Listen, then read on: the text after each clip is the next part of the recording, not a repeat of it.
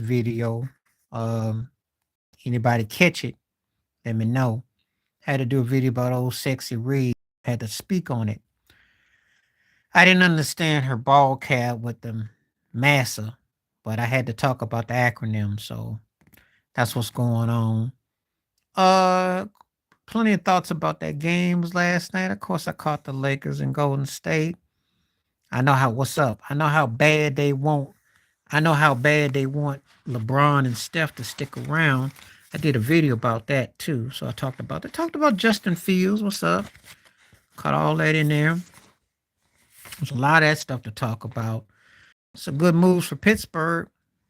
Um, but yeah, AD went out last night, got poked in the eye, never came back. Clay Thompson looked good last night. You know, um, stuff is almost par for the course. It's almost that I didn't want to talk about. Oh, it's a great move. He's gonna get the starting job. Russell gonna be his backup. Mike Tomlin actually gets 2 starting quarterbacks. Well deserved. Um, I hadn't AD last night. You knew that was gonna be inevitable. I said him or LeBron or one gonna get hurt. That last 2 minutes in that game was crazy. With that foot was clearly on the line, and they took half an hour to determine it. That was embarrassing. So, um,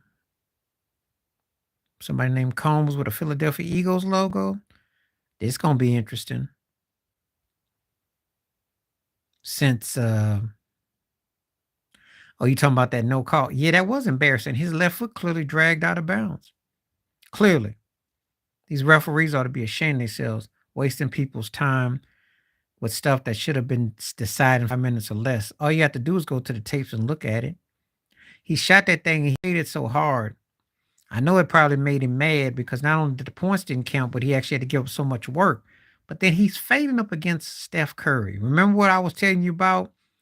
He had that one-on-one with him in was it 2018? What? No, yeah, in the finals, and he had Steph on his hip, and he's always fading. You know. But I think that loss might come back to bite him, though. That was a bad loss last night for them. But oh well. Mad Dog let it out the bag that the powers that be need them both in the playoffs. I'm like, I know you do. I know you do.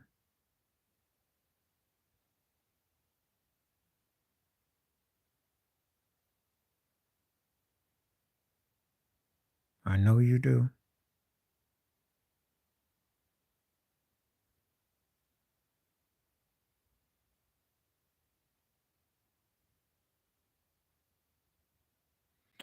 Yep. That's what for all the what happened with all the technology. Can't even use the rest no more.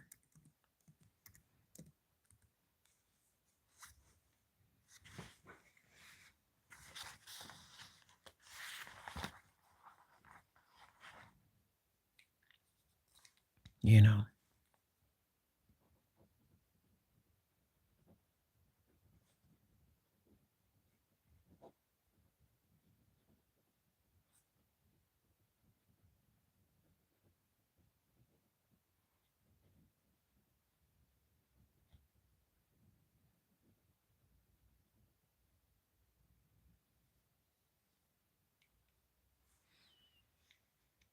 Yeah, what happened was thanks. I was talking to this woman that I is an author on WordPress because I do a blog on it too. And we were talking about the AI. And I was just saying how I can't stand how it's infiltrated everything. And I said, look, the only AI I like is Allen Iverson. I said, only AI I like, you know, can't stand it. So I don't care for it.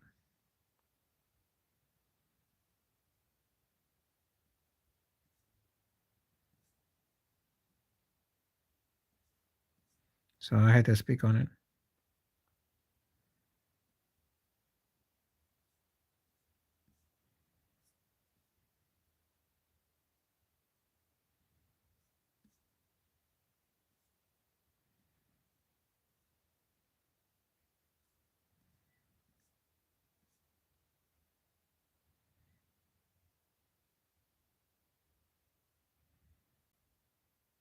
Yeah, yeah, we talked about it though.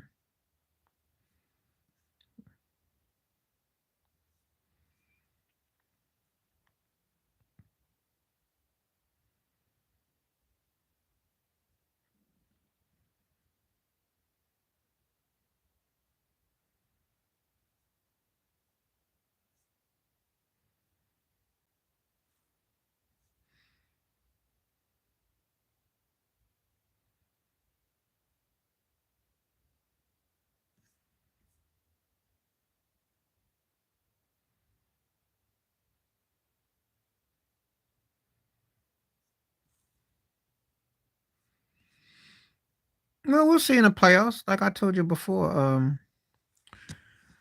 I don't put a lot of stock. Regular season is long. We'll see. We'll see. I know one thing. Hmm. I don't think it's going to be this year for them. I just don't. I think they're going to use the excuse about Doc and Dame. I think the Doc and Dame is going to be the train they use. Giannis ain't going to say that, but them two will. That's my take. I just don't think without Drew Holiday that I just don't see it. It should be seen because I think Giannis he good enough to come out the East, but you gotta play better defense and you gotta get you know, and you can't play everybody 6 7 game series. That's the problem I have with Milwaukee. Prove me wrong. I think that he likes to get mad when people call him out on stuff, but he wants to be praised. He doesn't understand criticism real well. He doesn't take it real well. It's like he can't imagine that playing with Steph Curry didn't come across as a advantage for him. He helped them, but they helped him. However, the perception of Steph Curry's impact and everything is like you can win in that system. He's not acknowledging that. The only problem I had with him is basically with Draymond. I don't think that he ever stepped and said anything. You know, that's my biggest problem with that with him. I mean, his antics and cockiness is par for the course, but he has to know as well. He knows that time is ticking there, and he's smart enough to know that. But my main pet peeve is with Draymond, with him. He never said nothing.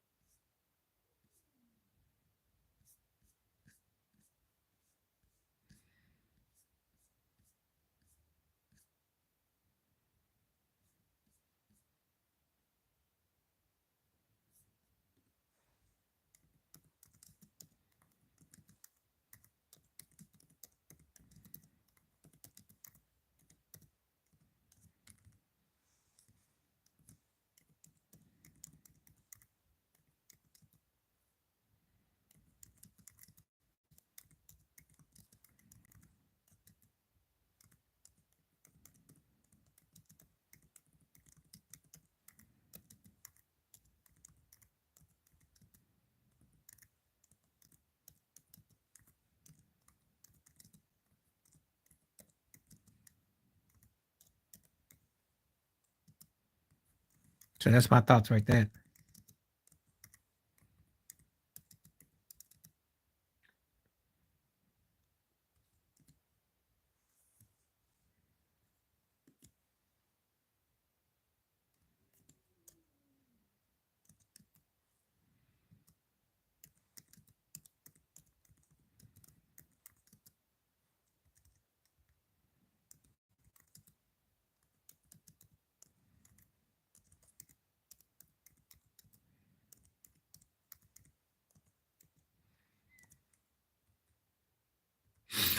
Well, we asked me this before, and it depends on what head coach we're talking about because I can't say for all of them. All of them have different criterias.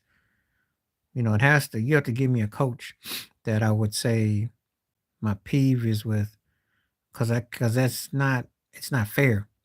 Like if you said Pat Riley and Phil Jackson, they two different pet peeves. All coaches aren't the same. The philosophy ultimate is to win, but they don't have the same. It's different. It's different fruit hanging.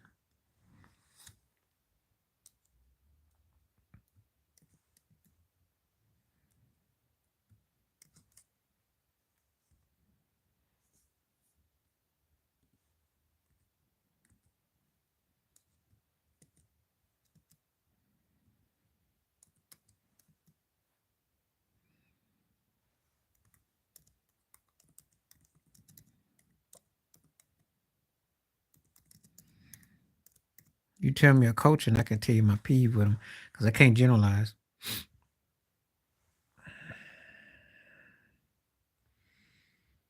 Mm, that's a lot of them because I remember I saw Oklahoma back in the '70s, and the wishbone offense was deadly. The Hurricanes of the '80s were deadly.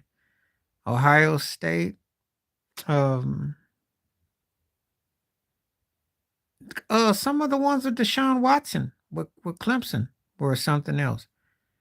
Same thing recently when Auburn with Cam Newton. I seen some great offenses. Oh, USC with Reggie Bush. There you go. Reggie Bush SC, the old 506 was something else. That was something else. That's what I said. Yeah. Some of the best offense I've seen has been the last even 15 years. Yeah. Like I said, Deshaun Watson, Clemson too. Clemson has some good squads. Georgia's offense too. You got to say Georgia's offense because you saw what happened when they did the TCU.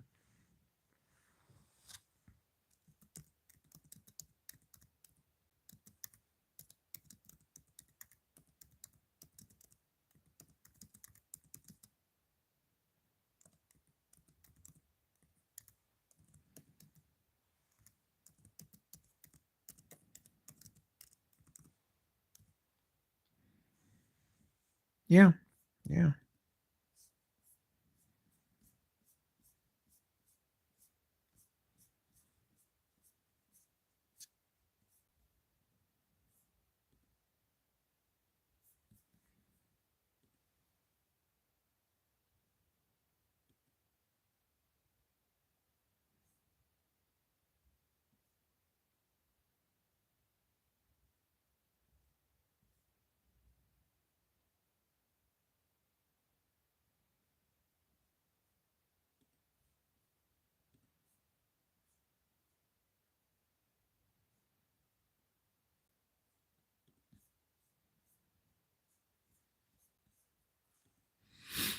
Yep. Urban Myers.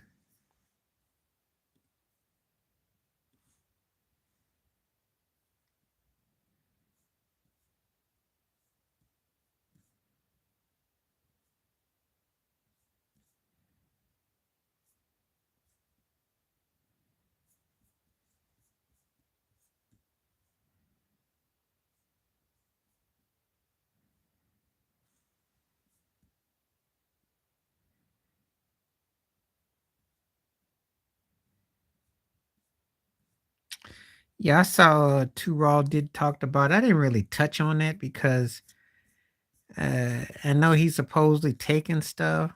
Wink, wink. Um,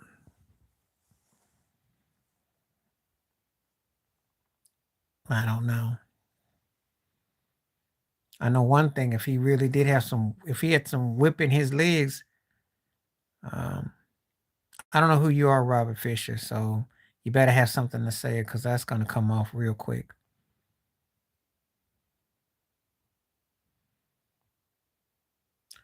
But Brady, my biggest pet peeves is the all shucks routine. I know good and well that he's competitive. He's got the Jordan fire in him. He doesn't like to play second fiddle. He's the 6th round draft pick, 199. I know good and well that he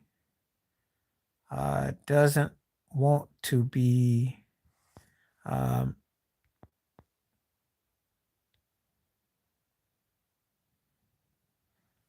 you know, he's very competitive. Barry Bonds, I think the only thing, if you say he was standoffish or something, but I didn't have no problem with Barry. I think he was living through his father vicariously, and I think that he just felt the pain and the stigma. And he was a black dude who wanted to just be judged on the talent of his talents. And I think that's all it came down to.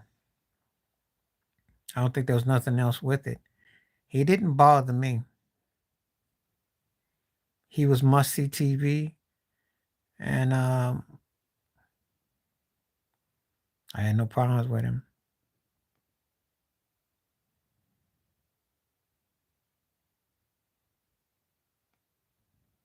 No problems with him. I think Brady comes across like he's trying to be like he's shrugged shoulders, and it's a lot more going on with that. It's like his support of Trump, or it's just things that he tries to downplay, but he don't really say nothing, and so that's when you put yourself under the fire.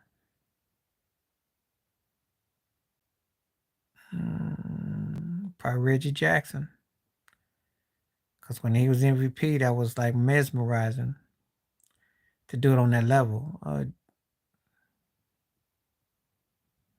Sure, Jeter's in there, and there's quite a few. Quite a few. But again, I gotta depends on what era we talking. They mean different things in different ones.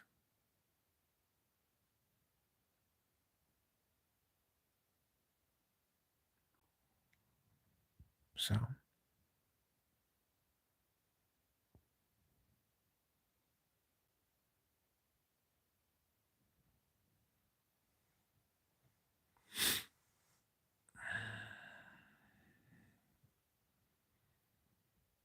Shaq in 2000. Giannis in 2021, 2021. Because Giannis' performance, that 50-point game 6 was crazy. And Dwayne Wade in '06. Yeah.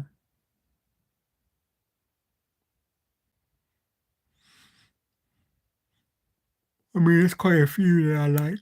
Quite a few. Quite a few. I think Paul Pierce's performance in '08 was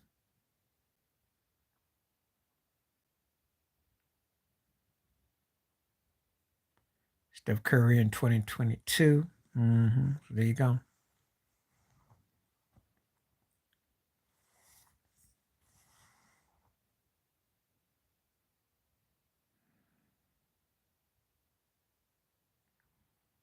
Just when the Yankees lost to Boston 20 years ago, predominantly. Mhm.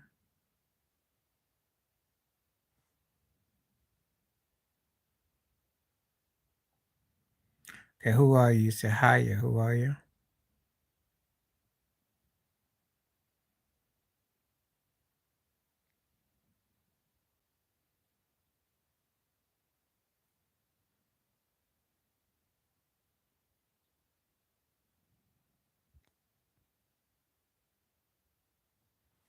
Yeah, I was mad with that.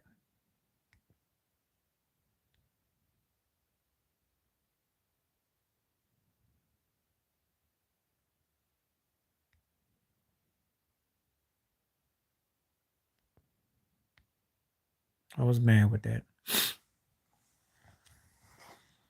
That was the toughest one I've ever had to encounter.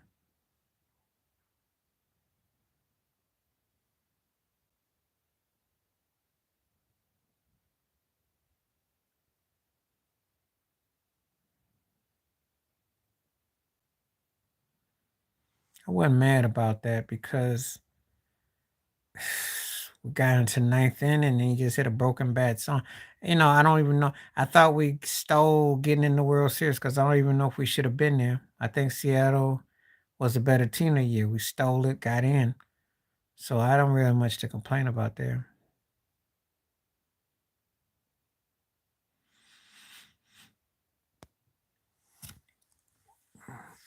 I mean, that was one of them years where I didn't think that we were good enough to win.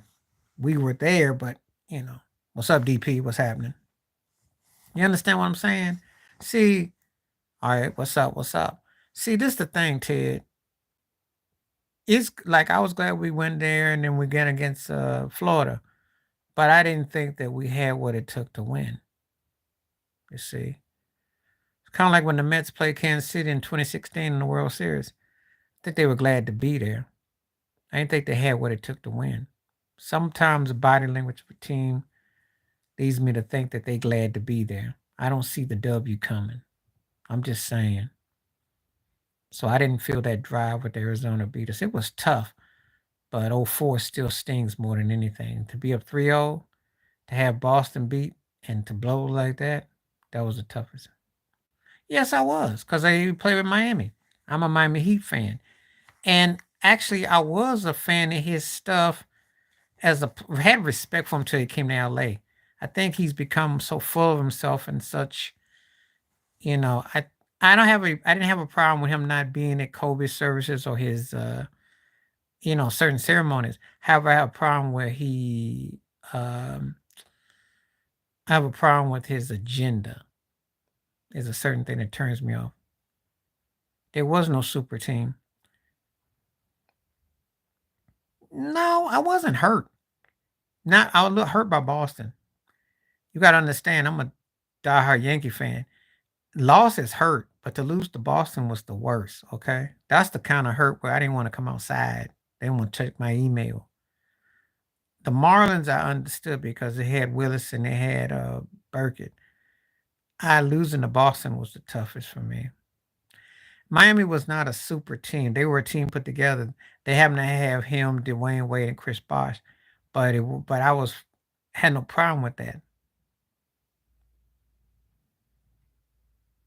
Well, playoff choke is gonna be like LeBron against Dallas in 2011 is one of them that come to mind. But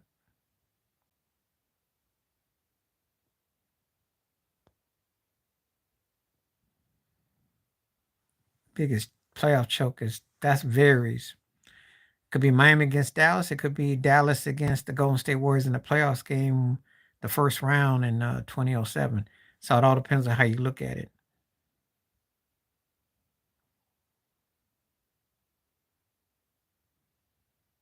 Just not calling balls and strikes, right? And if they like you, you get a pass. If they don't, that's the problem.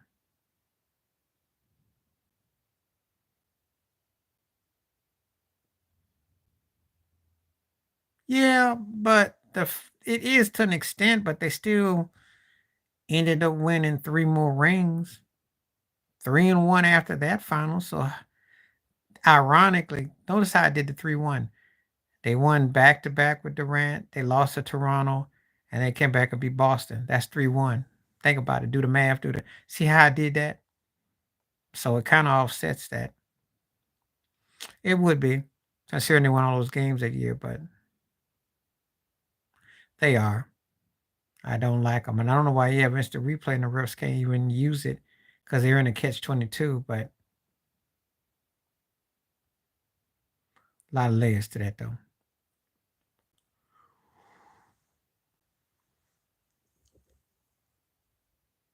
I don't like refs either.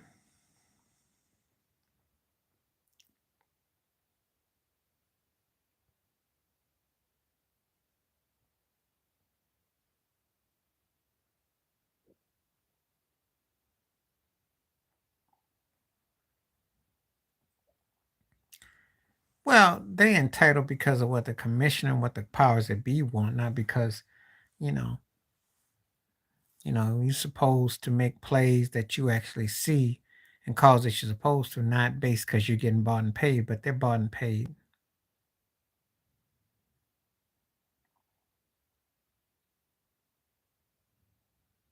Oh, yes. In baseball too. Yes, I do. And hockey too.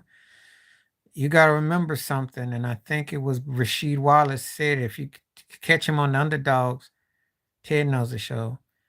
He says that it would be bad to have an NBA team in Vegas. There's too much money being made now. Too much.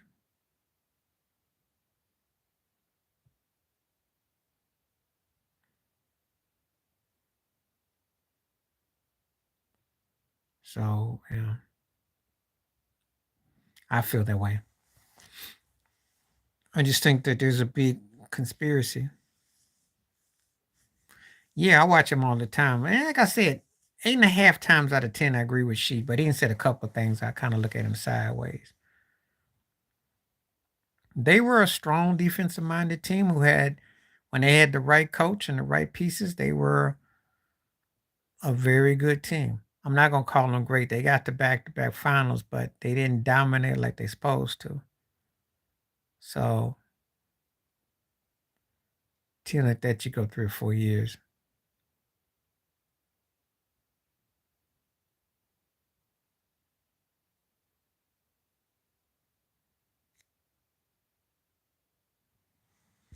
How did the winning? What you mean? How did they win? They played team ball. So I'll tell you like this: if you want to know, okay, Shaq still had a great series, but Karl Malone was beat up and hurt. Gary Payton didn't fit. He got old and busted. Chauncey ate him up for breakfast. Tayshaun Prince, uh, Rasheed were too much for Rick Fox, Derek Fisher, and them. And um, the Lakers just weren't able to move the ball against Detroit. Detroit was stalemate. And it's not about on paper. See, stop looking at paper. Paper will get you fooled. Then Karl Malone and Gary were older. And Kobe was indifferent because he was going back and forth to Colorado. He was not playing good team ball. So they would double him, ice him, make him shoot shots. Couldn't beat him.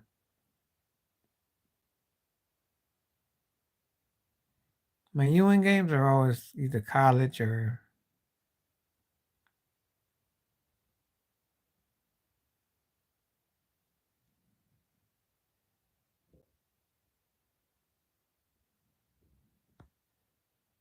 so. No, no. He wasn't overrated. He wasn't underrated. He was a guy who found himself, and it took a while. He was a guy who made himself into a good player, but he had to go through some growing pains. So, Z games are wide. It's hard to say because, um, as the captain of the Pistons, he was his way. But before that, it's kind of hard to say. There's a lot of Z games I like. I probably got to say that Lakers, they lost that game six, the one leg third quarter. Still ain't seen too many people doing it. It's hard to say who's the best college player is. There's a guys I give you a list of. Oh, I make a case for Lou Alcindor, West so and so.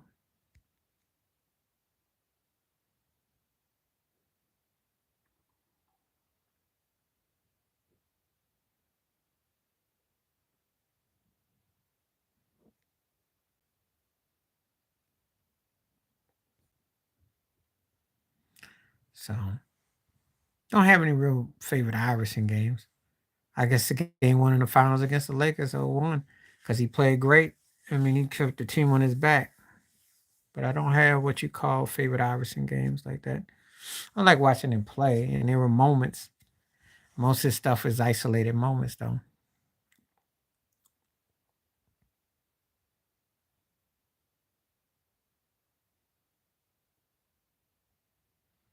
Best NBA player in the league.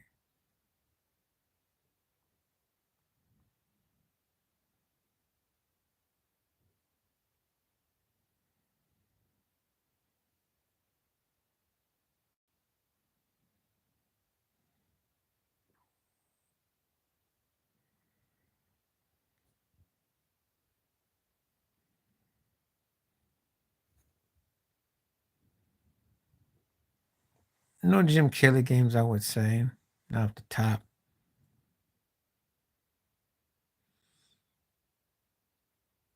Maybe that game in Frisco when they didn't punt.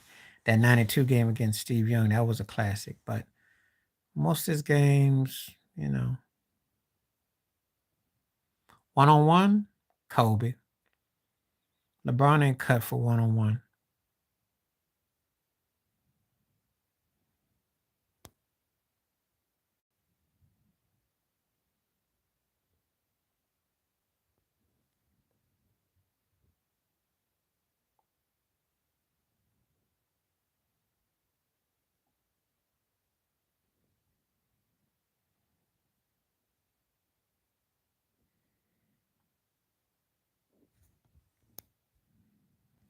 So I'm taking, like I said before, I'm taking prime.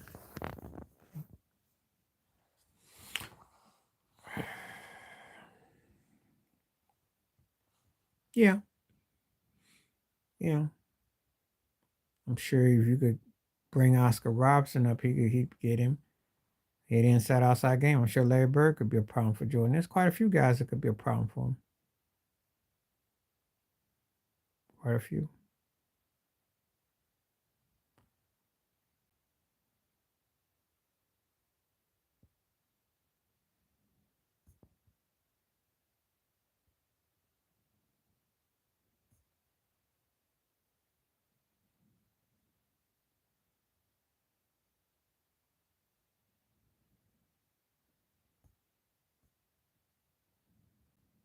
Mhm.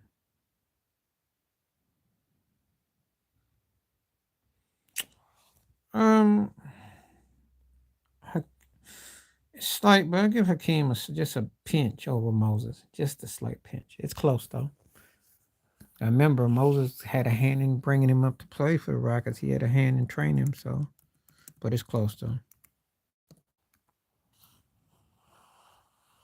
Just the way they disrespected the elderly, you know. Sometimes stuff not being cleaned properly and the verbal abuse.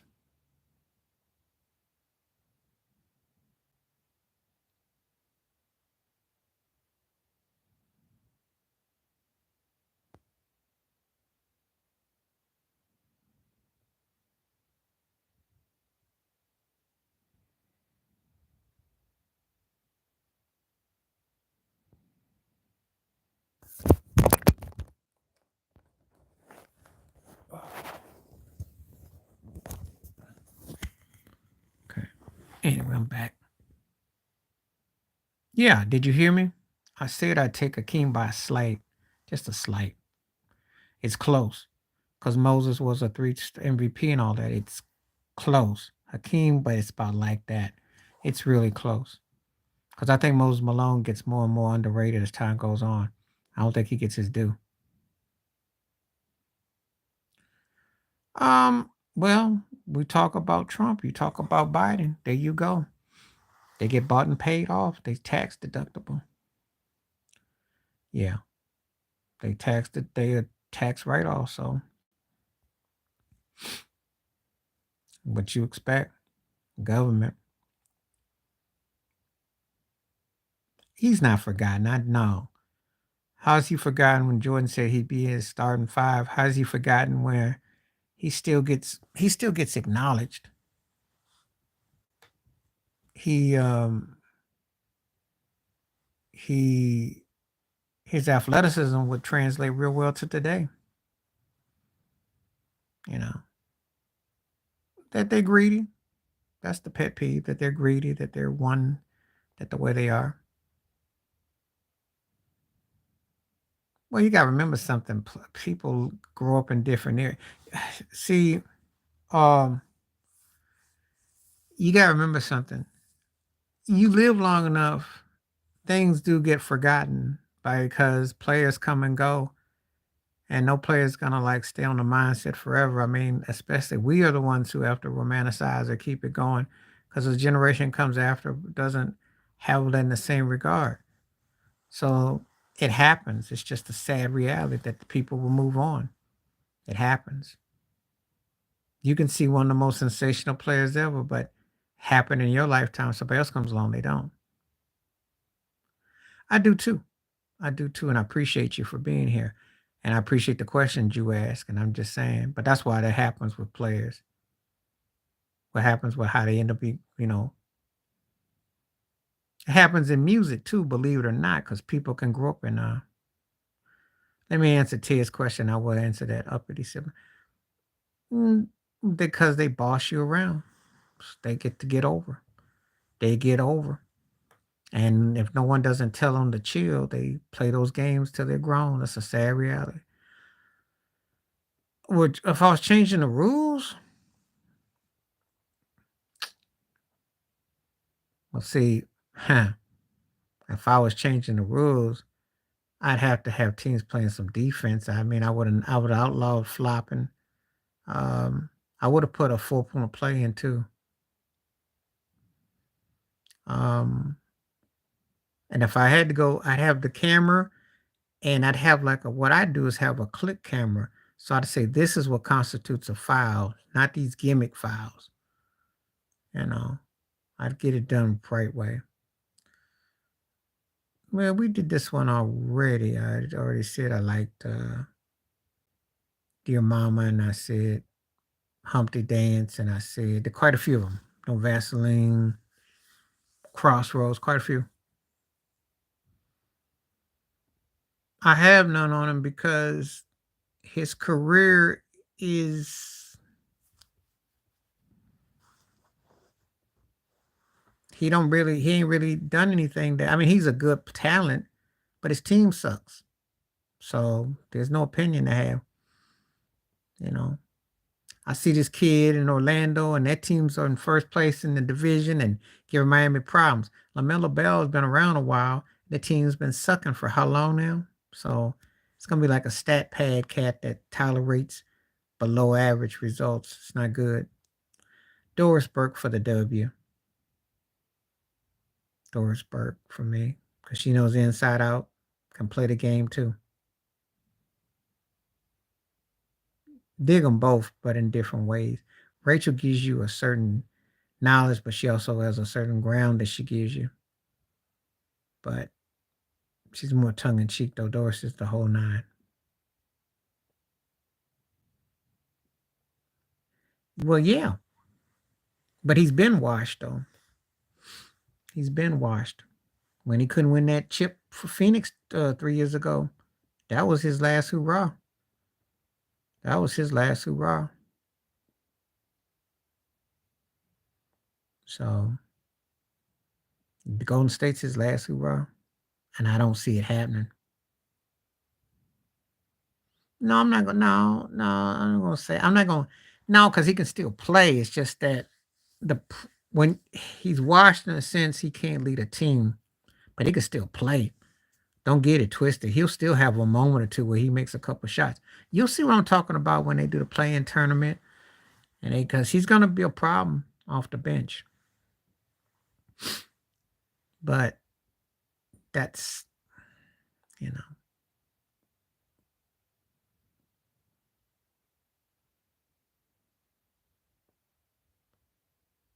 what's happening. What's happening? How you doing? Welcome, GP. How you doing tonight? What's your question? Glad to have you.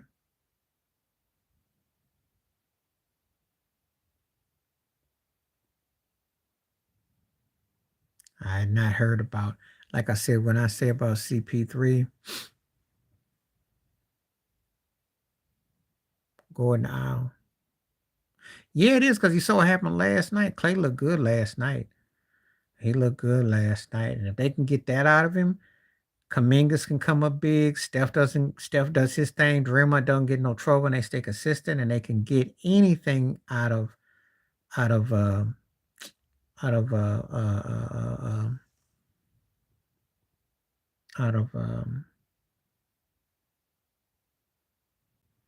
what's his name?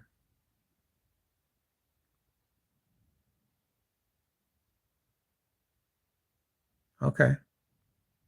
See you. Glad to have people from the motherland through. If they get anything out of Wiggins, then that's what you saw last night. They're a problem. They held on to the game last night, and they. I don't want to talk about him because he looks like a never was. I can't do nothing for a guy who Uh, he's not a bum. He's becoming a never was. He's in Scrubville. It's Scrubville. It's not bum.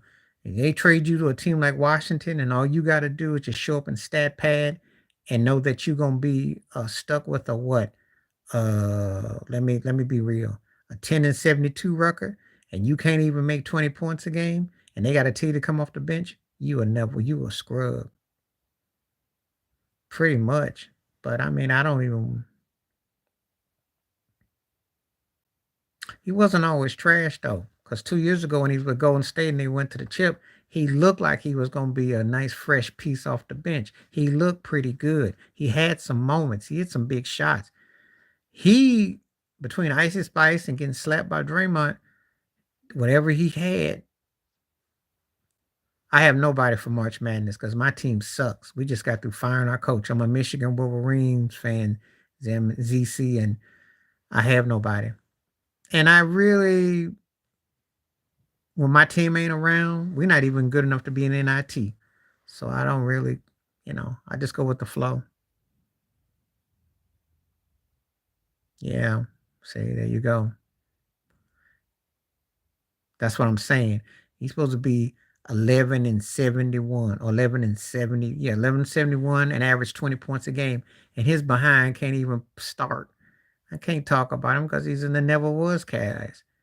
He went from being a bum. He went from being pretty good to a bum to now never was. Yeah, they were. They were. But it's been a long time. I don't know how old you are, but it's been a long time ago. Long time. They were good once upon a time. They used to actually make the first rounds. Yeah, I know. I talked about that already. I didn't do a video about it. He stunk. They were 8-24 this year. They stunk. They were when Gilbert Arenas was there. They were first round casualties to LeBron and Cleveland, but they were there.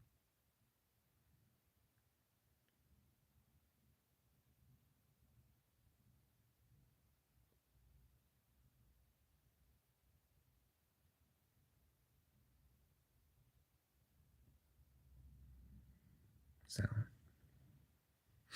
they were good.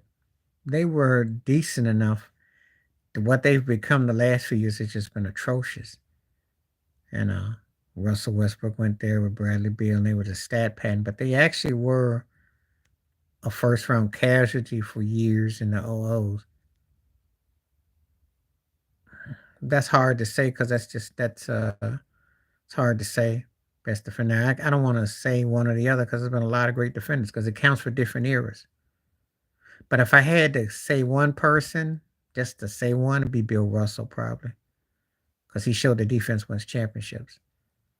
The only thing with March Madness pet peeves is that, as I tell you all the time, how are you going to call anything an upset when there should be parity because you don't get the best players all the time, and it's too different and too wide. It's still wide open,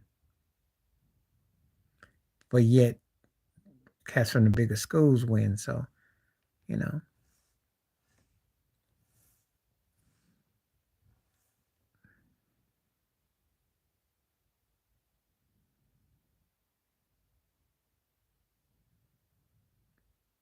it's the way he played defense out. What's happening from Russia? Okay. Um. Well, I did the video about saving, so I think I answered that.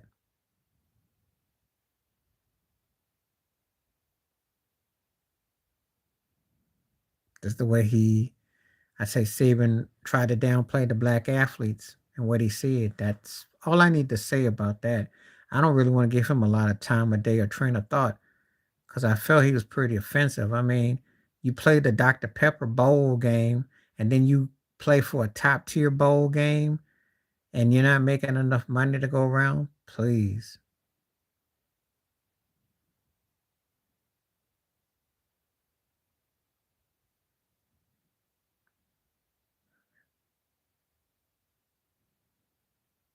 So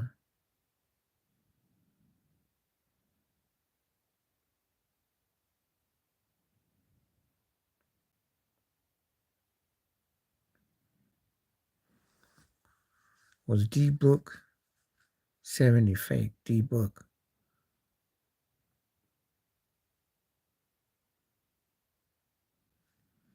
Some of these things I'm not even understanding. What are you asking me? Was D-Book 70 fake? Oh. No, DP. No. Booker can score. Asking me, is he going to score 50, 60 points again? He could. He can score.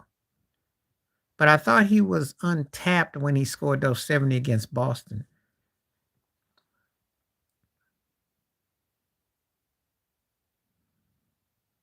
They all mainly happened back in. Well, I think that. Wait a minute. I take that back. That Lamar game against the Rams. That was, yeah, that was nuts. Yeah. So if you remember that game, that Monday Night Football game was like 56, 52, some crazy score. Yeah.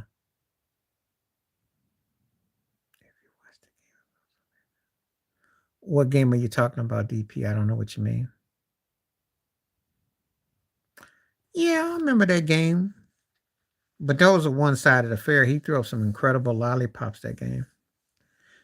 But my favorite NFL passing games ever, that one with Lamar and against the Rams, that was crazy. That was bananas.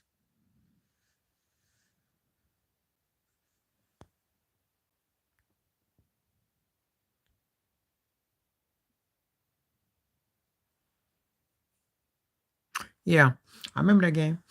DP, I remember. I remember that game.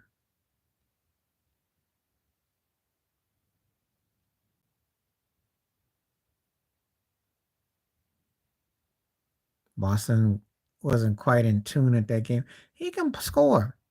And he might have a big game or two left in the tank now. I don't know. I'm sure he does. But it's being cohesive with your game. Well, most people are going to tell you 84.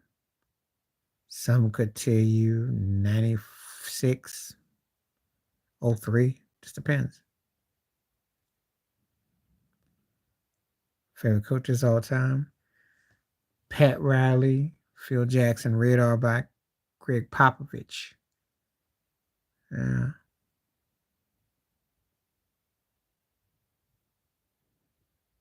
Yeah.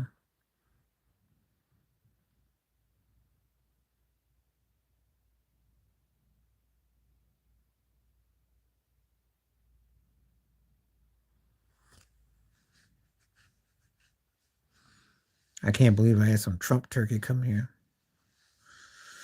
His underrated skill, I think how he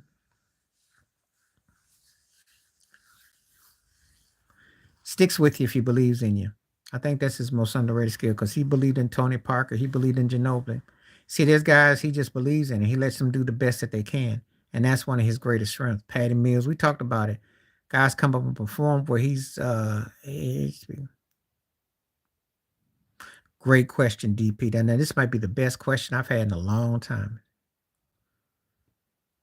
Um, both, but I'll say this though. GM has to put together the pieces to present it to a coach. So it's a pyramid. It's a pyramid. So if you want to get the best quality, you have to have the pieces. Coach's skill is highly important in how they're presenting it. But the GM putting the teams together by the drafts or the trades, that just falls in line. It's kind of like when the Pistons beat the Lakers 20 years ago. The GM had to bring Rasheed Wallace to make that thing snap. Larry Brown had the blueprint, but they had to have the right piece. See how that worked? There you go. Suppose underrated skill. I just think that he um knows how to, use guys to keep going after what they're going. It's kind of like just stay upbeat. You're gonna get a chance to shine. 80s, not even close. for me because everybody had their own identity and you had styles and stuff. The 90s sold more of the individual player. I think the 90s did the individual player, but I thought the 80s, as far as the showmanship of teams and the way they played, but I think the 90s for the individual player. That's how I would best answer that. Great question, too. It was more entertaining for me in the 80s because you had some, LA, Boston, then you had Detroit come up and you had Philly. People forget. So, but it was entertaining though. Yeah. George Carl underrated skill. I think he can always take undersized guys and find a way to make them work. I think that's one of his best things. He tends to get that point across. Well, they might not be too long, or I don't know. No, no. We talk about the worm now. Anything underrated because he sometimes he could score if he wanted to. He had a nice outside shot. Mm. And Rodman was athletically a freak, so far from there. Um, I don't know what to say about old Mike Brown. He does good. He always gets teams up and about. I think he's got like, working his low post. He's got them playing above out their mind. So he keeps everybody honest.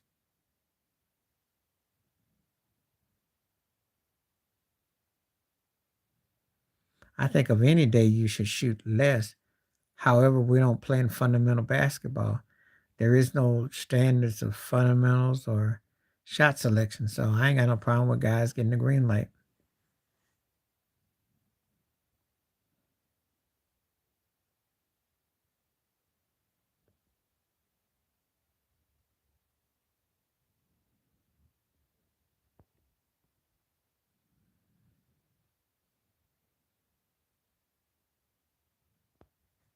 Sure.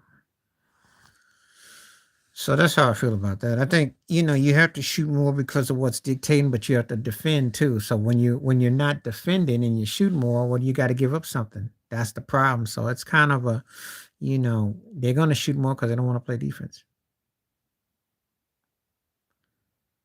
Usually around this time, I usually come like an hour ago because you see that I've been on for like 50 plus minutes. So I usually come on around this time. His underrated skill, probably just the way that he connects with so many folks. He really does. I think his connection is his best skill.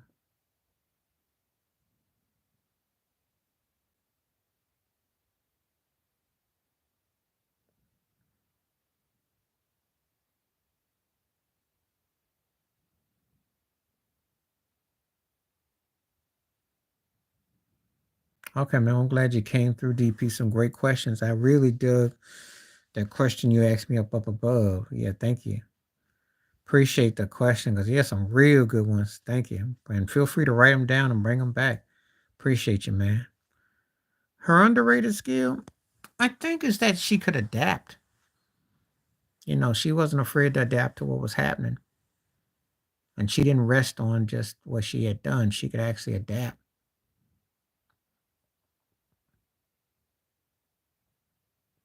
All right, man. Happy birthday and appreciate you coming through. The best to you. Stay safe. Appreciate you. Thank you. Yeah, I just think that Aretha could adapt. To me, that's probably one of her best compliments. She was versatile. Great one. This is a great one here. Oh man, what would I say? He's a singer. His vocals. I think that's his underrated skill. People don't realize how good of a voice he had. He could sing. I think that his natural instincts as an actor never got fully appreciated too.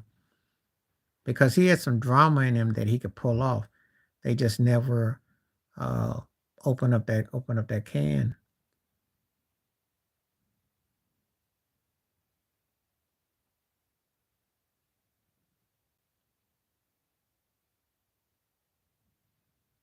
Will's underrated skill.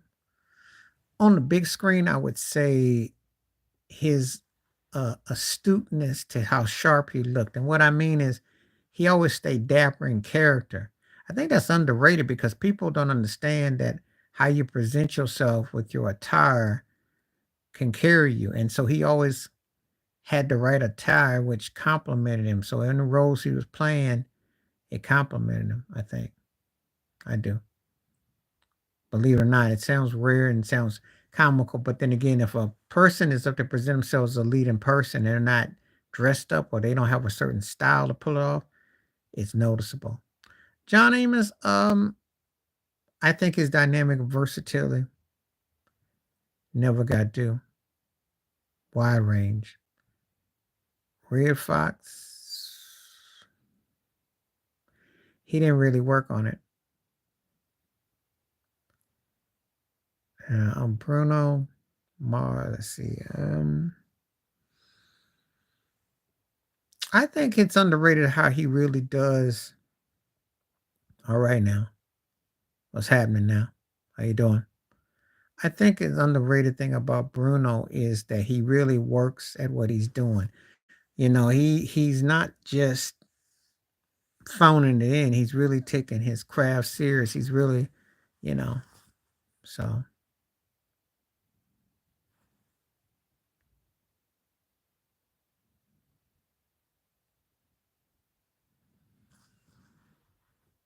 Donna Ross underrated skill.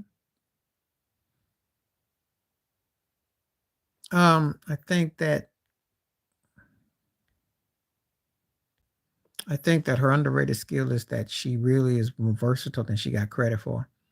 She utilized herself as a stylist. Might have been the best vocalist, but she utilized what she had. Nothing about Steve Wonder. Everything is to me. He did it all. He did it all.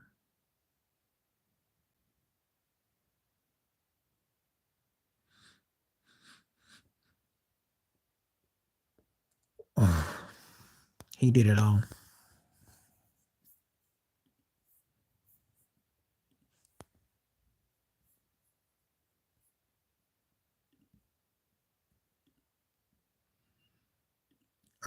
I think that they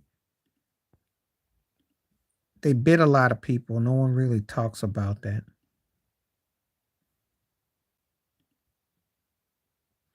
Some people don't talk about it.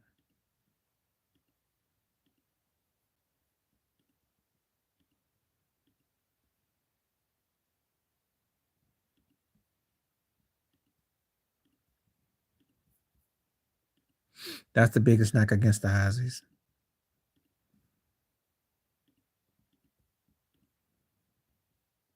But everybody takes from others, though.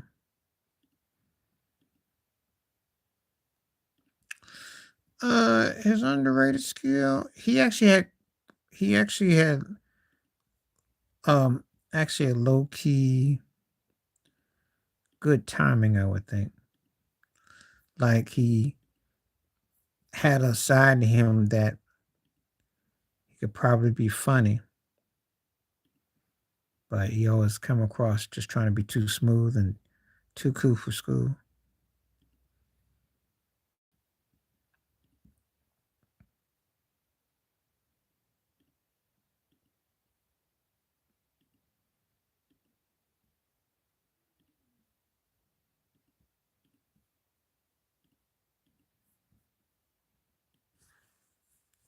That's the word I'd say about Billy D.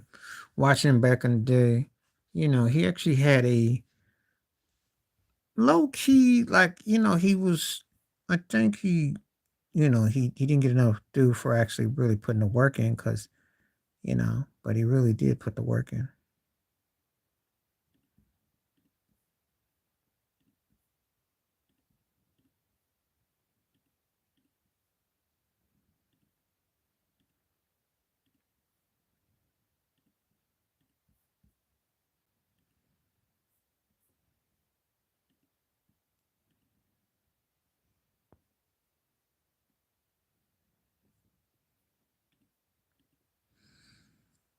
Mm, he was funnier than people think he was. And he used that humor to offset so much. So it played a big role in his music and his creativity.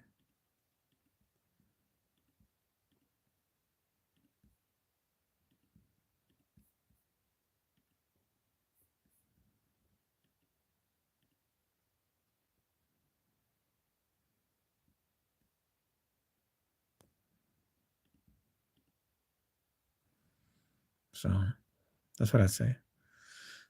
Her underrated was her versatility. I don't think people give her enough credit for being as versatile as she is. You know, if you ever hear a song like Sexy Idol with her and Ike, it was funky.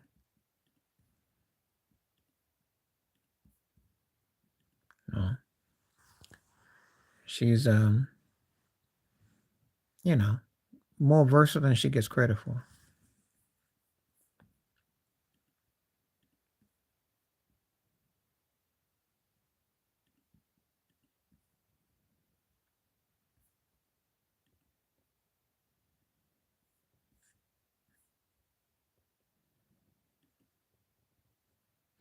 That his ear, his attention for hit songs, he could just know how to put people with the right songs with the right instrumentalists. It's uncanny ability he's got. That's why he's a great arranger. Say a good producer, but a greater arranger, and knows how to find songs. It's like he goes fishing, he comes back and he hooks you up. Got some of the best ears I've ever heard in music making.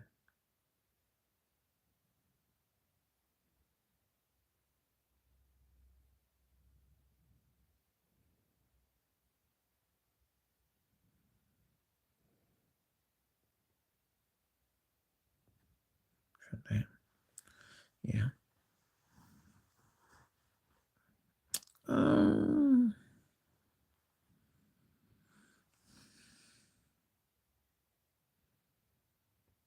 I think he had the balance between the streets and the hood. I think the streets and the burbs. I think that's speaks for itself that he could connect those two worlds.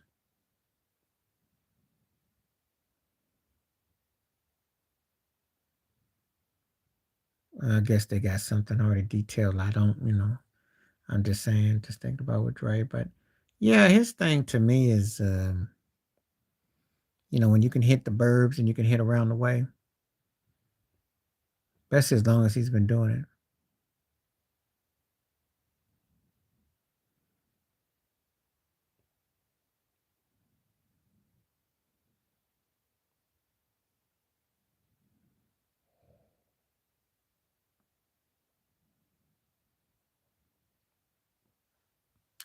Well, I don't really listen to Slim Shady, so um,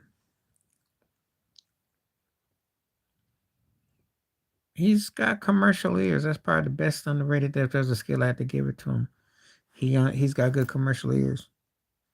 He finds a blueprint that works. But I'm not the biggest Eminem fan.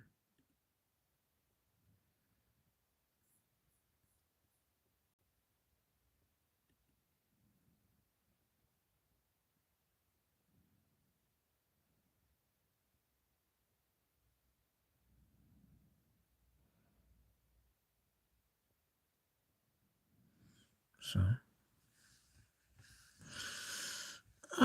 Tyler Perry's underrated skill.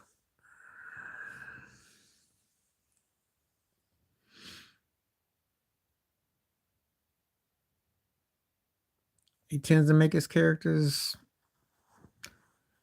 either likable or sympathetic. He walks a fine line with a lot of situations. So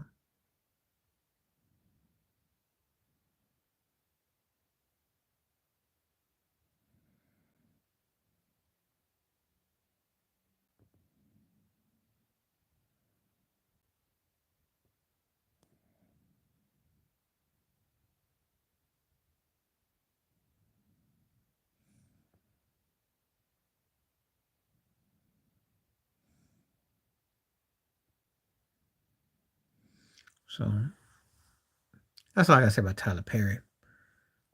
I think he figures out how to put said person in a said situation. But I ain't really thought about his career. Um, this is too hard because he doesn't change his character up enough, and he's played pretty much the same role. So I don't know. There's nothing underrated about his success story. So really, it ain't. If he had been a lead or something, like I could seen something, but he pretty much done played the same role. So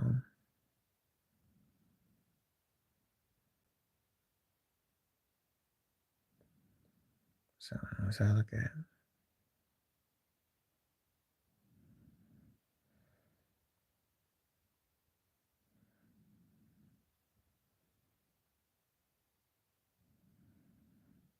You know.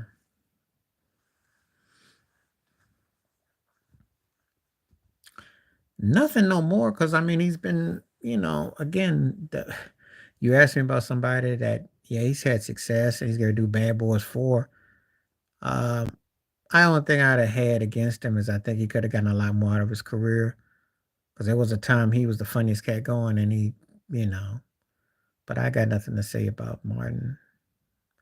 He's been wildly successful. I got no more pet peeves because he's getting his head on straight, so I got nothing to say.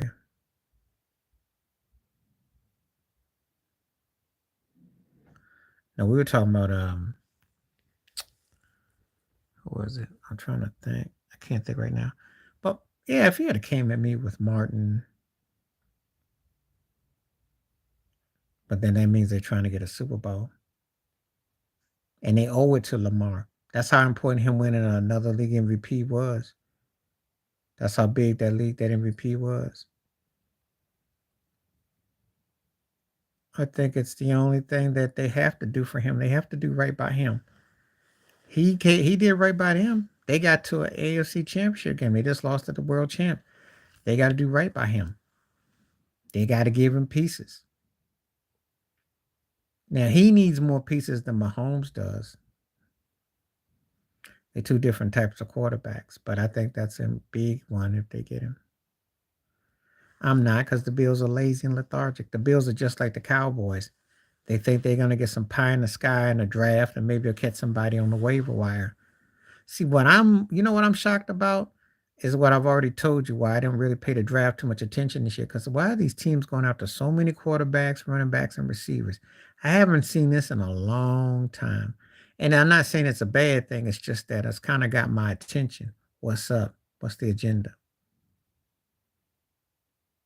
So, but now Buffalo is going to think they're going to go wait till the second round and make some picks.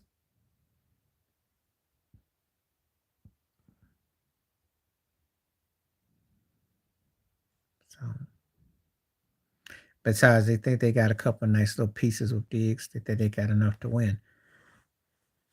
And in the way they do, because if Josh Allen doesn't play hero ball, they can run Cook a bit, and they mix and match and don't get caught being, getting in bad predicaments. Got to remember something. If he doesn't throw half of his interceptions this year, they're probably a second seed team in the AFC, as opposed to having to wait to the last game of the season to win and win the division. So that was self-inflicted. Half of Josh Allen's losses were self-inflicted. It don't mean nothing. No one's taking Atlanta serious.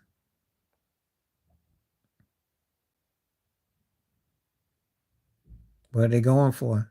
They've been to one Super Bowl in their history. What they going for? I mean, Arthur Blank's got money, so but I just not sold. I got to see how the season starts before I say it. But Raheem got to do a better job than he did. He's got to come correct. Since now all of a sudden they got expectations. Okay, we're gonna see. We're gonna see.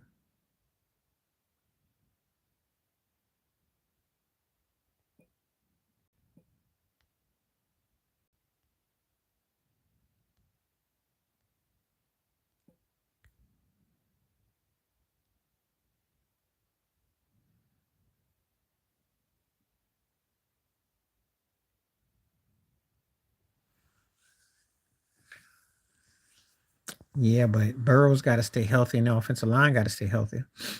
I know one thing: the AFC North is going to be a lot lit this year. Tell you that it's gonna be definitely the fire. That's gonna be a fired up division because everybody got quarterbacks now. Well, see what Cleveland got will come running day, but you know what I mean.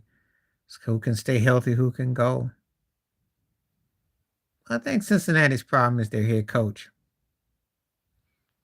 I think they got the talent. I just think the head coach is sometimes off. It's just not if they ain't clicked in.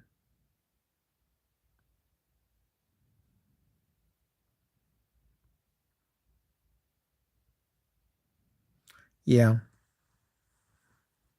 if they did, if they did, but it's over almost anyway. Because I mean, he knows how to win. He showed you that this year. Why would I think that would just be the icing on a dynasty? Like, but I mean, he already showed you he can do it with what happened this past year. So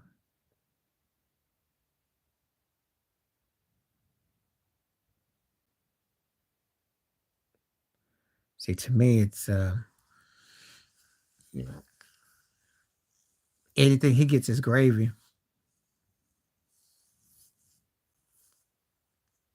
Brady did it against Atlanta.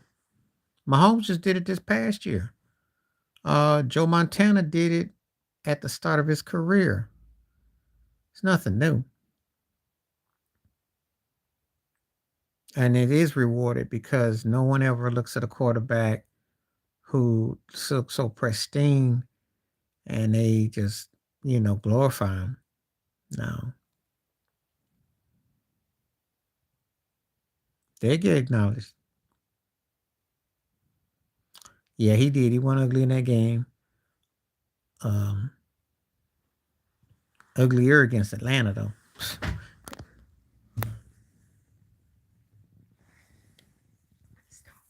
They were uglier against Atlanta, so the Rams game was just that's why whatchamacallit lucky he didn't get fired because I don't know what the Rams coach was doing. Jared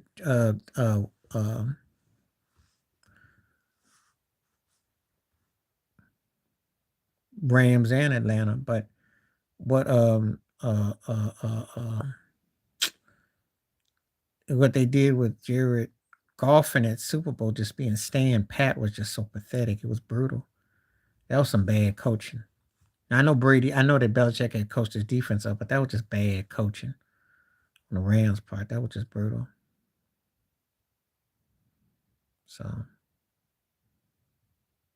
no, he won 2 rings against the Rams, 1 ring against the Rams in Atlanta, which were ugly.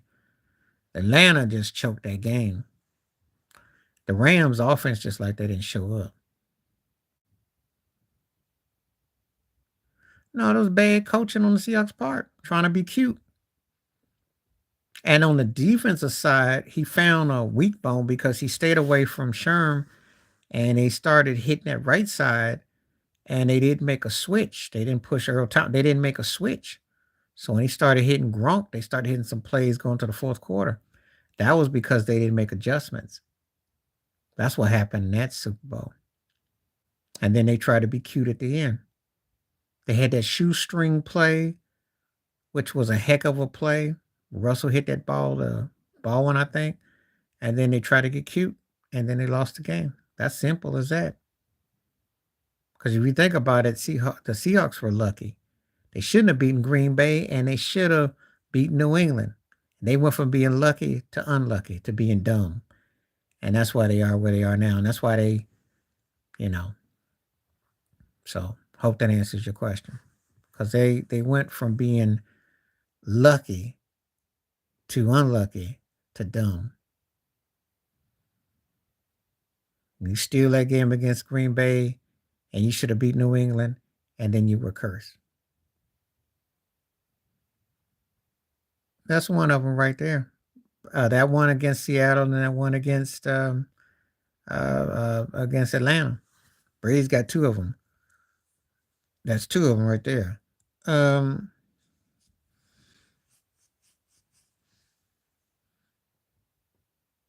those were lucky.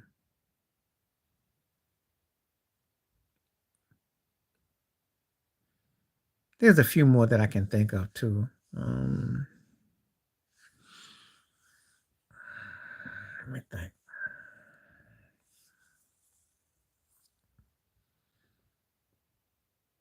I think the Jets were lucky in hindsight against Baltimore, if you want my honest opinion. Joe Namath was not that dude. Not like that. Not for his career. Yeah, I'm not gonna argue with that. See, I'm one of them kind of people. When you say my team was lucky, I'm not gonna sit there and tell you that we weren't. You gotta have breaks. You got to have breaks. Most successful teams and places do. Things gotta go your way. But you just talking football. I didn't go into other sports, but since you're talking, but yeah, they were. But I'm still trying to think who else would I consider lucky. The Giants when they beat the Bills. Yeah, well, you okay? So you're veering off from other sports now. Yeah, if I start thinking about other sports, yeah, well, that was a whole different situation. I was pulling for the Lakers against Sacramento. Cause Shaq, I was pulling for it with Kobe and all that. Um, I had no problem with the series for one main reason. I thought they never should have fouled Shaq out of game. Was it game two? He was en route to 50, and they fouled him out, and they never could call him properly. Scott Paulin was flopping.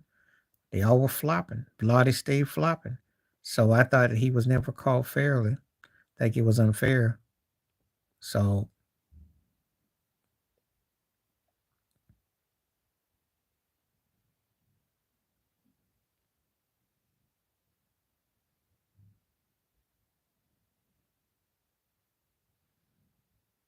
you know,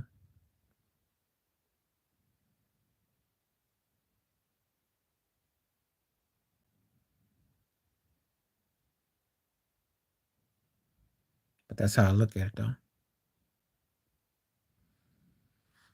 Uh no. Kobe tried to play hero ball. He was dribbling too much. They doubled him up. He didn't want to pass to Shaq. Fish and Fox got old, and Gary Payton got outplayed by Chauncey Billups. There's nothing to be mad about. They were the better team. They outplayed you. It ain't always about talent, so don't let nobody outwork you. You thought you just gonna show up there and beat them because you had better talent on paper, and they didn't stand around. Yeah, Shaq got his, but Kobe struggled with those 20 points a game. He was horrible in that finals, and Gary Payton got ate up by Chauncey Billups. That was it in a nutshell. So that's how I look at it.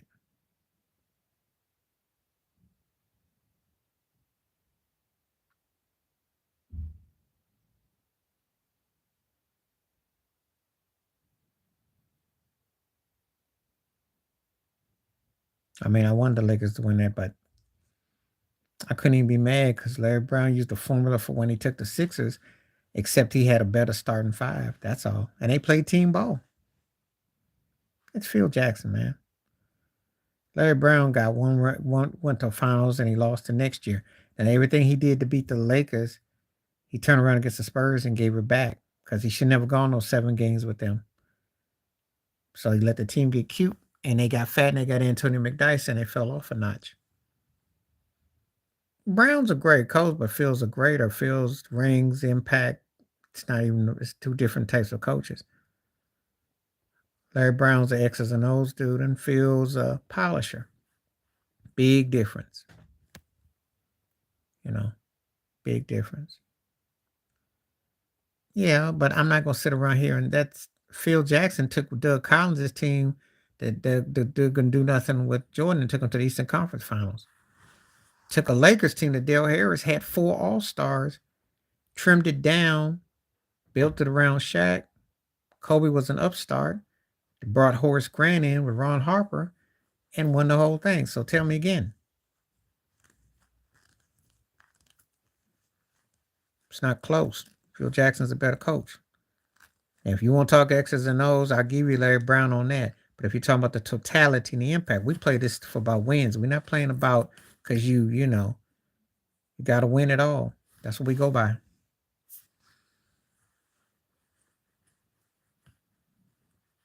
I know what Larry Brown did, and he's a great coach, but he also wears his welcome. Um, he believes he gets his unity with his teams. He makes everybody accountable. And it works for 2 or 3 years until he outwears his welcome. He's a strong strategist and he gets his point across.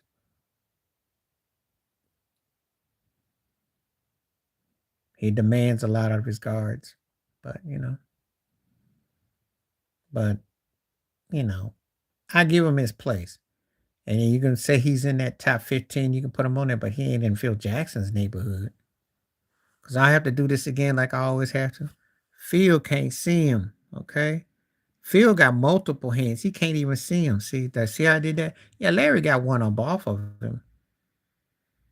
But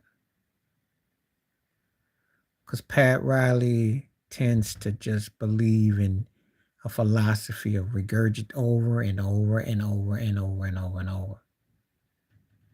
And he always welcome in LA. That's why they got him up out of there. Burnham say in New York. He came back to Miami with Shaq to win and D Wade. That's why he didn't want no parts of LeBron in them. Because he can be very demanding.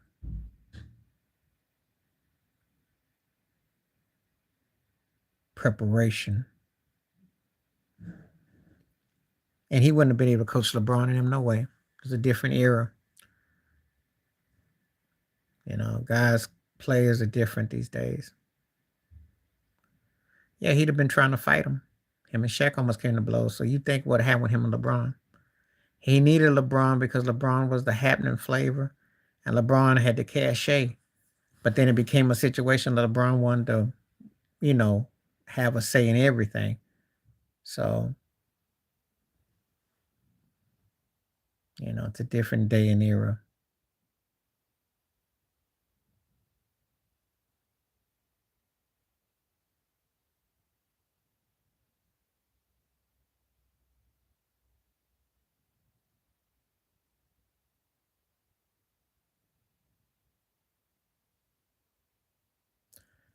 Well, that and plus, again, you're not going to coach guys who make more money than you. They're not going to listen to you. It's tough. You played a different day. 20 years, 15, 20 years ago don't seem like a long time, but then you get up on that sideline and a guy comes along and he's got a guaranteed $10 million contract plus a $2 or $3 million bonus. And you probably took you, 4 years to get that. You're not in the same, and you got to watch what you say. And he sells jerseys and merch. It's tough. Got to bite your tongue. Because what you said, plus Bird can't talk about nobody because he got, Bill Fitch got thrown out of Boston.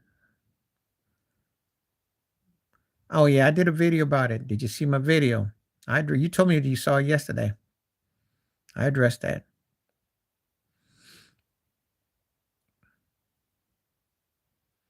You said you liked the way I roasted him yesterday. I would imagine that a white coach would have a problem with those black bucks getting all that money. Because, thank you, because he feels threatened and violated. He should. The money they get is peanuts compared to what he gets. If one of those kids gets hurt, they might not ever walk again, or they're gonna need that. He's gonna keep recruiting and keep making money. What the heck is he talking about? He'll make more money than most of those guys combined will make. That's why I give John Calipari props. John Calipari is like, go ahead and go to the pros. I'm getting my bag. He probably is. I mean. But see, he's also anti-common sense. But they think they just gonna feed you on fatback and collard greens and watch movies and be all soft and docile. Colleges is making money. It's a rig.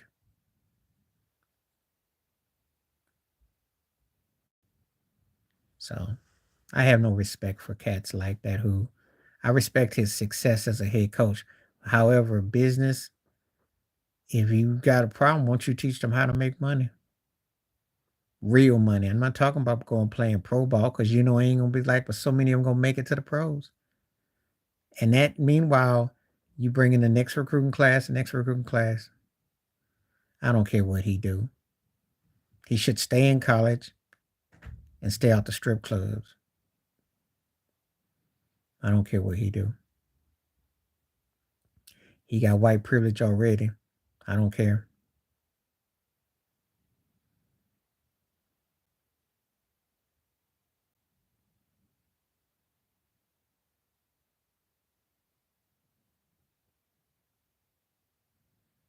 I try not to remember it because it was dreadful.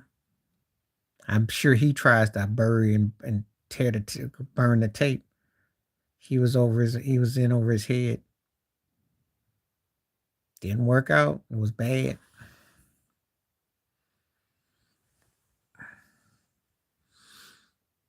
You know. Well, it's not the worst thing. I mean, some guys don't translate to both worlds. You know, it's a lot of ego involved, a lot of money, a lot of hurt feelings. So, you know,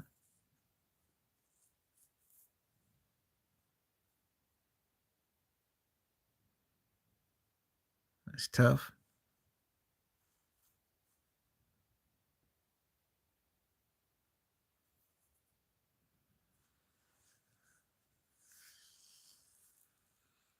Yeah, well, that's good.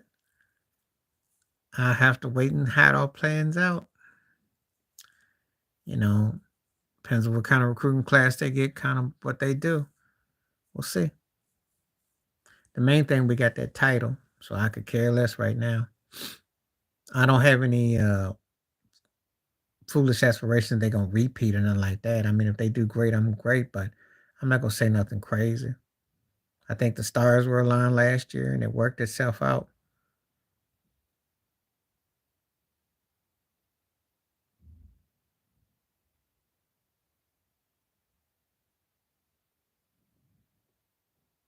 Yeah, we should be.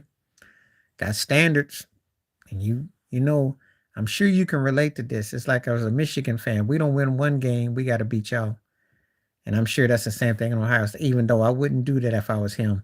Don't go and win no 1, 2 games and let it be Michigan and then you're 2-12. That ain't gonna fly. That'll get you fired quickness. But you know what I mean. But you can't be winning 11 games and you get beat by Michigan and then you get the tomato bowl and then you get beat. You can't have that. So, because Ohio State has a standard of greatness. They're not used to being a second tier team. They're not going to go for the Penn State okey doke, okay? You know how Penn State, Franklin, it gets 9, 10, is lose them 3 games, and he beats all the second, high second tier. That's not Ohio State. That's not Ohio State. I know you do, and I respect that too. But y'all not used to being a team that just loses to us, and then you lose that other game when y'all, used to be 11-1, 12-0, and it's the way y'all lost to us recently. We didn't tore y'all behind up, so and there's some standards ain't being met. That's why I know it won't be long for that turkey. If he mess up next year, he gone.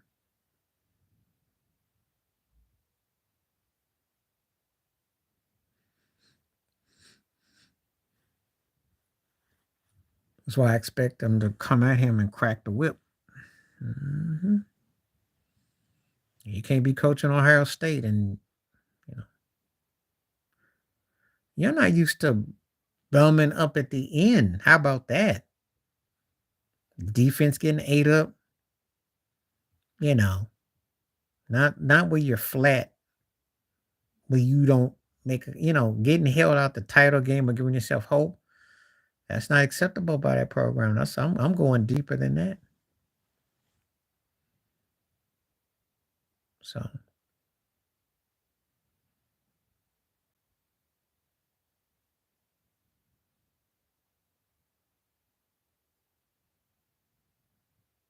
I mean, I can say that from looking at it from across the field. Yeah, y'all got great receivers. Y'all got talent. It's just that, I'm talking about on the college level. You don't finish up where you're finishing for a chip or competing for a title. It's not considered a good season by Michigan. I mean, Ohio State. Ohio State, Cotton Bowl, you know. But if they don't win, they may as well be in the Iron Bowl because it's not going to be acceptable. It's not acceptable. So,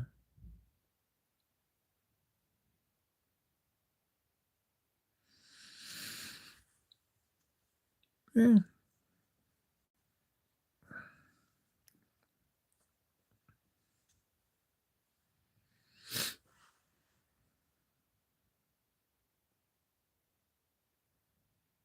I don't know what they're going to do.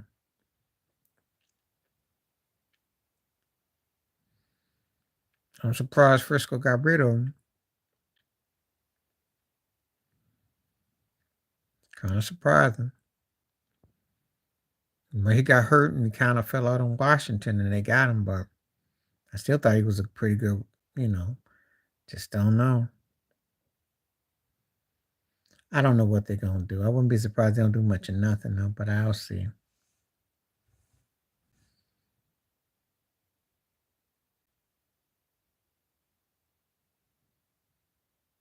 Yeah.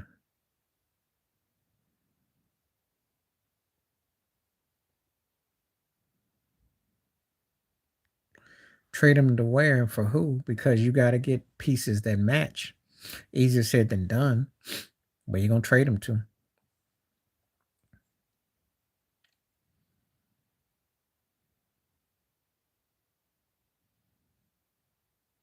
You trade him to Cleveland, you get some pieces. You trade him to the Jets, you get some pieces. You trade him to um, the Raiders, you get some pieces. No, he wouldn't. No, he wouldn't. Because they just need a quarterback they need a mobile quarterback who isn't stagnant. He's too stagnant for Frisco. He's too stagnant. I don't see it working there. I don't see why Shanahan. I don't see. I don't think him and Shanahan. I think they would clash. I don't see it.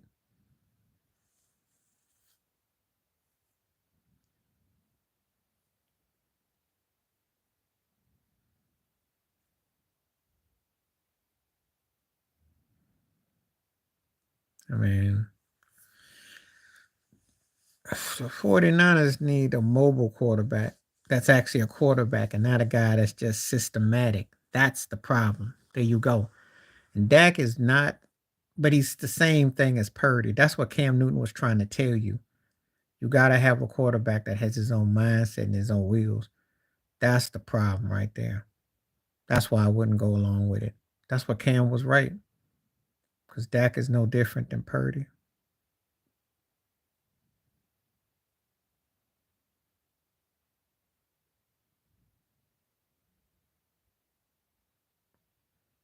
Well, he's still young right now. Yeah, like I said it 2 years from now.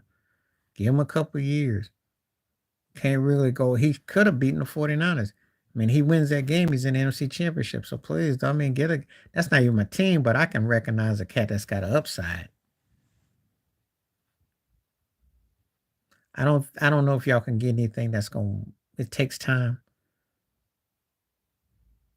Takes time.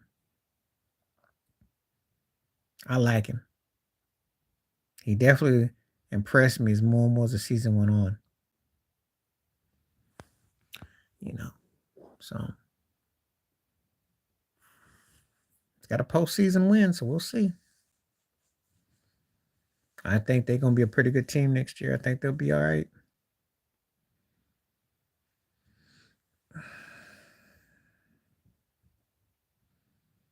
But now the 49ers, actually, Jordan Love would be a better fit for them. The mobility. Kids like that.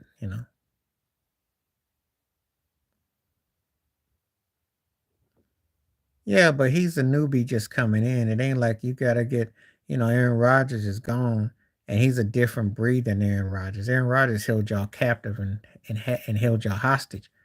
This kid's different. LaFleur's got a better chance with him. I think the upside is going to be better. You'll see what I'm talking about. Sometimes teams go through that. Did you think you're going to get to the second round, almost to the NFC Championship game this year? Come on now. And even though they're your rival and your foe, you got to be impressed with the Lions. The Lions got to give you hope too. That's why I know the NFC ain't that deep. And y'all got a good enough squad to beat Detroit. So I wouldn't hold my head, you know, because let's be realistic. It's San Francisco, Philly, and then it's wide open. So there you go. And even Philly and Frisco both choked these last two Super Bowls against Kansas City. So don't act like those two teams are going to be inevitable there. Because sooner or later, Frisco's going to start to wane and fall off. Philly got to make a break this year. Yeah, well, you don't know. Jordan Love might fit that next. He might.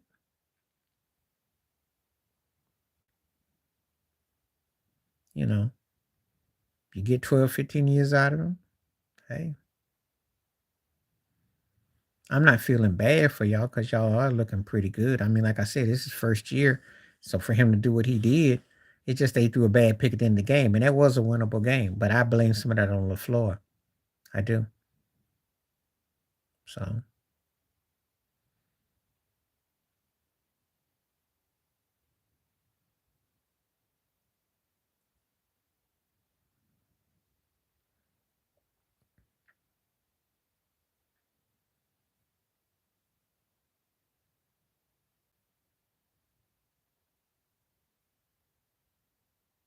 mm, I'm not because 5 straight years and 5 different postseason losses. I'm not. It's kind of depressing. The only time I laugh at squirrel quarterbacks is a team that I know we're gonna beat. And like when I see somebody like Mac and Cheese Jones on the other side or something like that, or anything New England was putting out, you know, or what the Raiders was putting out, or what New Orleans was putting out. But if you don't beat them, then you're the laughing stock. But there are teams that are set for the take. So, but I can't laugh when my teammate is underachieving. It don't even matter because those are sucker games anyway. You're supposed to win them, and if you play them close, then you look suspect. So, you know, but anyone's gonna tell you any given Sunday. So,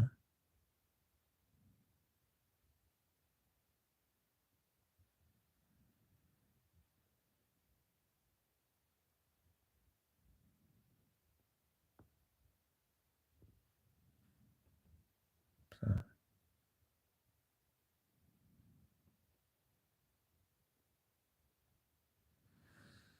yeah.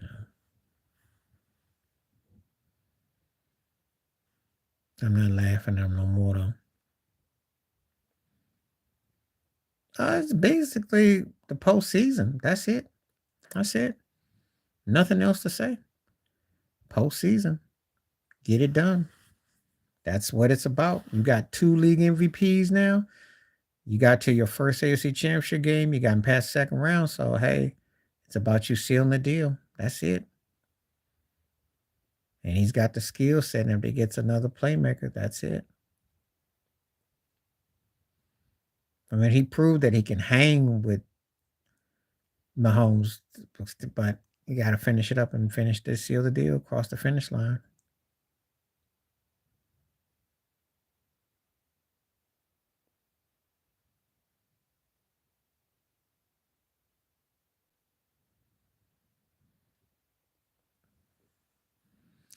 He was a company man who was his own man, but I'm gonna respect the deceased. I'm not gonna talk ill of him because he's deceased, and I don't think I'll say he was a great football player.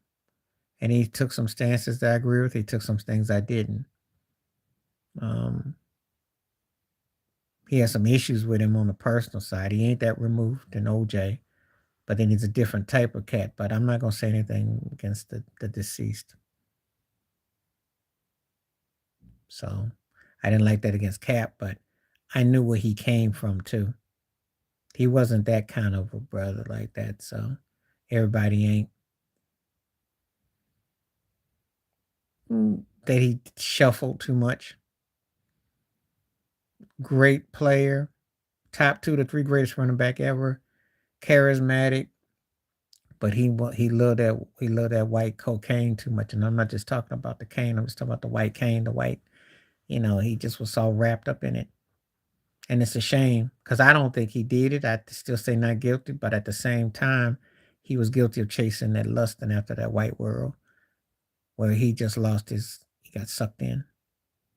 That's the sad part on the personal side. Nothing, because I don't know nothing. I mean, what can I say? Aside for the helmet for getting against Washington the Super Bowl, but you know, a great player. Nothing to say. He's cocky. And he said he had his own personal Mount Rushmore, and he had Lawrence, Taylor, Brady, Jerry Rice, and himself. And he had Jerry Rice, Deion Sanders, Brady, and himself. I'm like, you ain't. I said, listen, it's one thing to love yourself. It's another thing to check your ego at the door. You're not on the Mount Rushmore. I know you got the yards. People don't hold you as that kind of accountable as a running back, not in the general scheme of things. So I thought that was a bit much. And it's funny you mentioned 3 of the greatest running backs ever. Yeah, I think his arrogance kind of rubs me the wrong way. 4 of the greatest. And they all thought they were the greatest. But I don't think they're going to come out and say it. I don't think, OJ going to say it. Jim Brown will give his due. But it's the way you say certain things.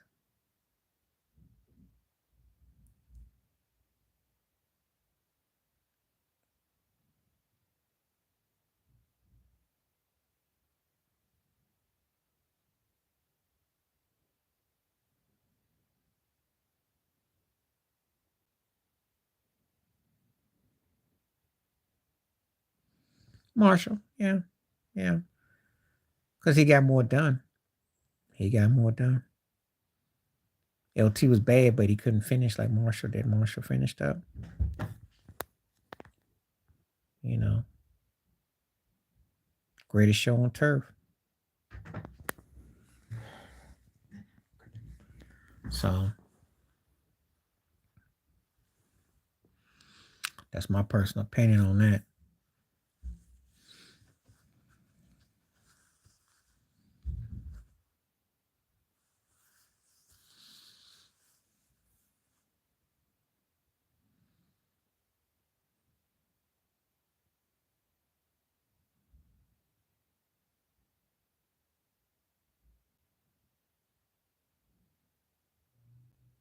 I gotta give it. It's close, but I gotta give Marshall a slight edge. Thurman was great. Had they won that Super Bowl against the Giants, it's a different argument. But it really comes down to getting your team and doing the thing. So I gotta give Falk just a slight edge there. Marshall had he just came up a little bit bigger. Not like a whole lot, but it's enough that I have to say Marshall. And I love Thurman, but I have to give Marshall a slight edge.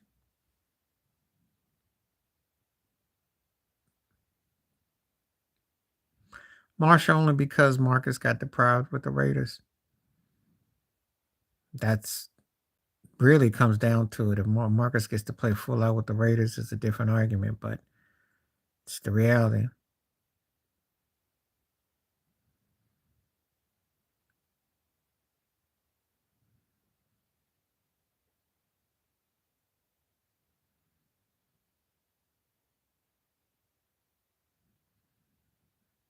So,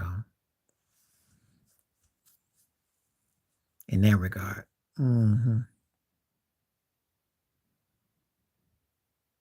Big Ben, because Warner had a better situation, but they won the one ring and he lost. He got to another Super Bowl with Arizona. He had a way better situation with the greatest show on turf. I mean that didn't dominate as much as you think. Ben went to 3 Super Bowls, 2 and 1. Warner's 1 and 2. Warner got the MVP. I understand that and his great heroics and all that, but he had way more weaponry. Way more. Way more. That were more. Big Ben. Because he came up big in the postseason. He came up big in the regular season. Eli is better because of the postseason. Even though he's got a lot of yards and stuff in the regular, he's not the kind of guy where it's so mind blowing. Big Ben is a better quarterback. Better. Now, if you was asking me in the postseason, Eli can hang. Eli's like top 5, 6. We're going by that. But again, like I told you, full picture, Big Ben. Peyton, because of, come on, career, because he had a head start and, and he won multiple rings and he went to multiple Super Bowls, league MVPs, etc. Moon should get close, but we're not, all things ain't fair. So that's just a situation. I don't mind when you ask me the Big Ben and Eli, Warner, Big Ben on Falk, but Peyton Manning and Moon is not fair because Moon didn't have the same opportunity. It has to be, for me, it has to be someone that had equal footing. Now, talent wise, yes, but because of opportunities and chance, you ask me who I prefer, I tell you I like Moon better because when he had opportunity. One of the greatest point guards who made himself into a great player. Took him a while, but he's, one of the greatest point guards ever. One of the, and probably after Magic Johnson, and I think of somebody else, one of the few guys that could score 10 or less points and beat you in different ways. But it took him a while to get it together. Reggie Wayne in the blowout, because OBJ's got highlight reels. May would have been MVP in that Super Bowl against Cincinnati, but he got hurt. But his whole thing has been like acrobatic catches. Reggie Wayne was a better player, period. Better. I respect OBJ, but Reggie was better.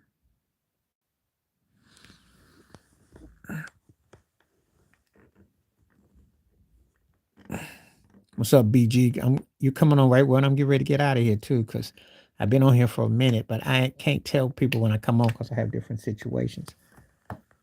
But I got to get out here and eat in just a minute. It's by my time.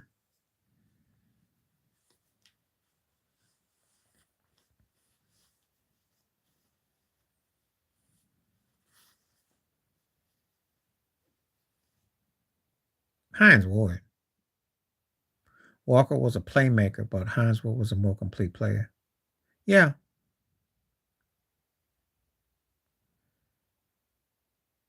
I include the ABA. No, he wouldn't be a bet. He saying you're the best Nets player is almost like saying you're the best. I don't know. Who can I pick on? I got to think of somebody to pick on because that's kind of like, it's kind of loaded. I have to include all of it.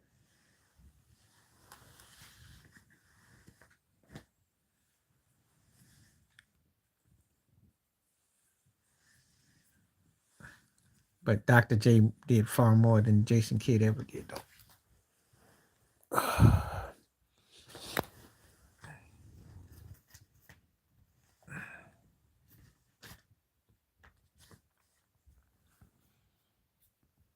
And I think that's, I love Dr. J was just an incredible player. It wasn't his fault that the NBA was trifling. They end up adopting everything they did. Plus, Dr. J led his team to the finals in Philly. League MVP, too. So, yeah, it's just too many things.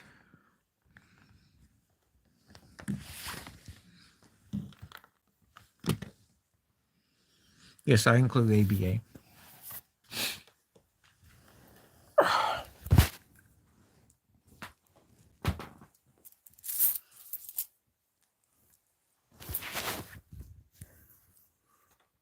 Let me turn this around just a second. Yeah, hold on just a second.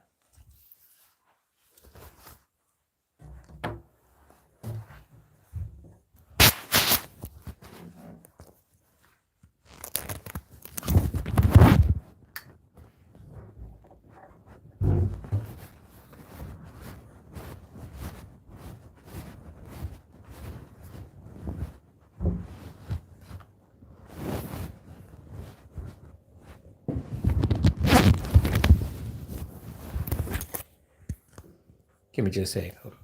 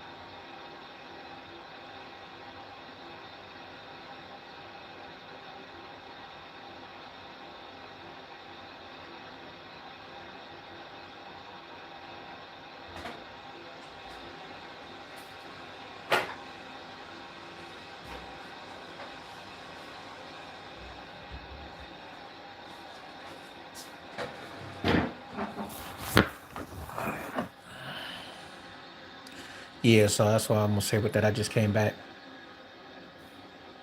Yeah. I don't know if nobody's still there, still to see the same thing. So I'll eat in just a little bit.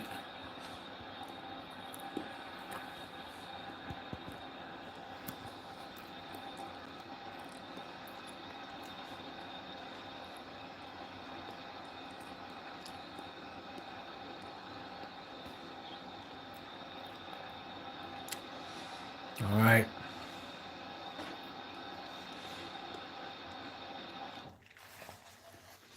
Anyway, I don't see no more questions. I'm gonna call it a night. Appreciate everybody coming through. Thanks for the great questions. Peace and the best. Appreciate you. Stay warm, stay safe. Next time I catch you, right on.